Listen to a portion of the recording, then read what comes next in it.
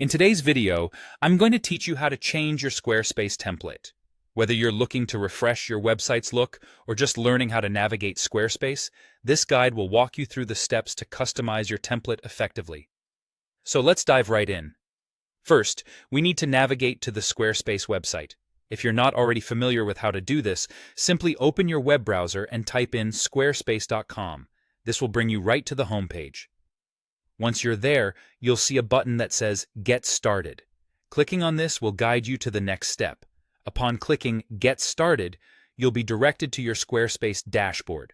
The dashboard is like your website's command center, where all the magic happens.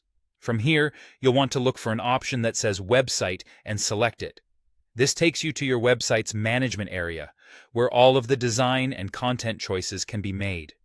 On this page, one of your options for customization is Site Styles. When you select this, it opens up a suite of options that allow you to modify your website's aesthetic elements. Here, you can adjust themes, fonts, colors, buttons, forms, and much more. It's like having a toolbox full of powerful design tools to make your site look exactly how you want it. Next, click on Site Navigation. This feature is essential because it's your visitor's roadmap to explore all that your website has to offer.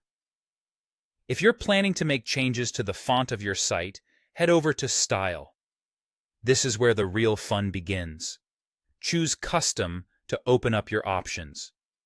Here, you can pick a new font family, adjust the weight, tweak the style, and make various other modifications based on your preferences.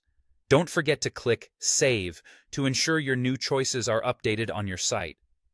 After personalizing the font, you might want to adjust the size to ensure it's easy to read and suits your design. To do this, click on Size and you'll find two options: selecting a preset paragraph size or creating something custom.